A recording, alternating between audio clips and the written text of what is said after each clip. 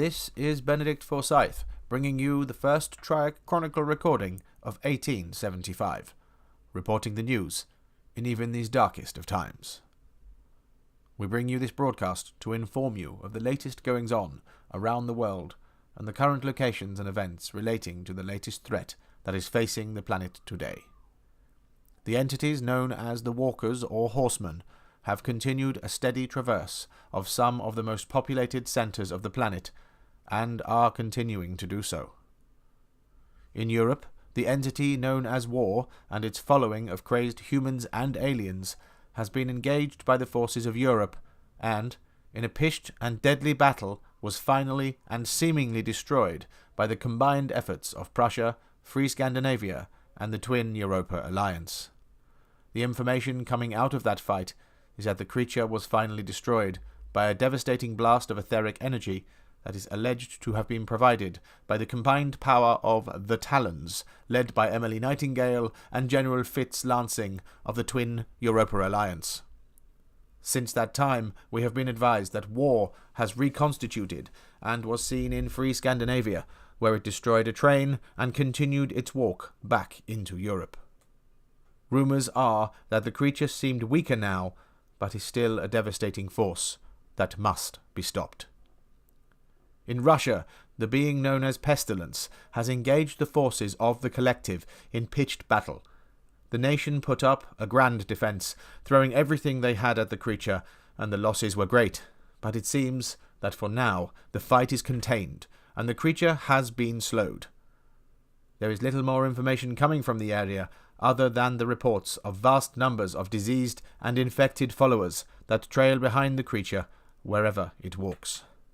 It is reported that, and I quote, "It seems that every disease known to man, and some that are not, are evident in the horde, and this effect that the walkers seem to have has manifested here in Russia as a pestilential tide that threatens to overwhelm the defenders.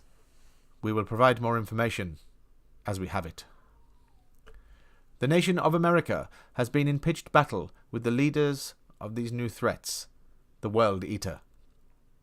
This powerful force has recently moved on New Richmond, and, in a desperate defence, the forces of the FAU and associated allies managed to hold the World Eater long enough until a group of scientists led by TRIAC agent Aurelia Reinfield managed to install the power and new prototype engines of the fallen city and raise it into the air once again, minutes before the World Eater reached the stricken metropolis.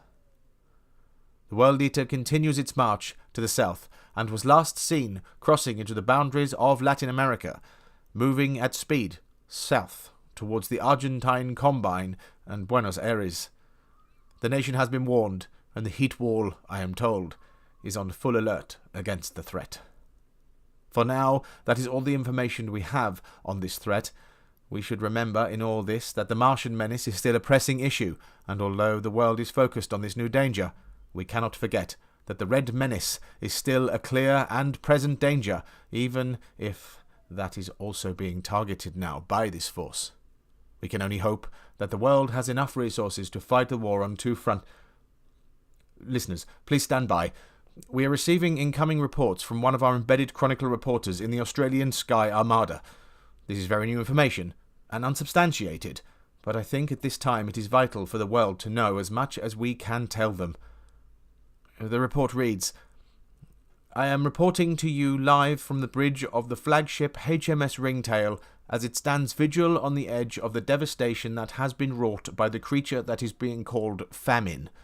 Since it made landfall on the coast of Western Australia some weeks ago, the entity has made steady progress across the nation and has now just reached the borders of occupied Commonwealth land. I can tell you that the devastation that has been wreaked by this unknown abomination is horrific to behold. Wherever it has been, in its wake there remains nothing but a withered and decrepit waste.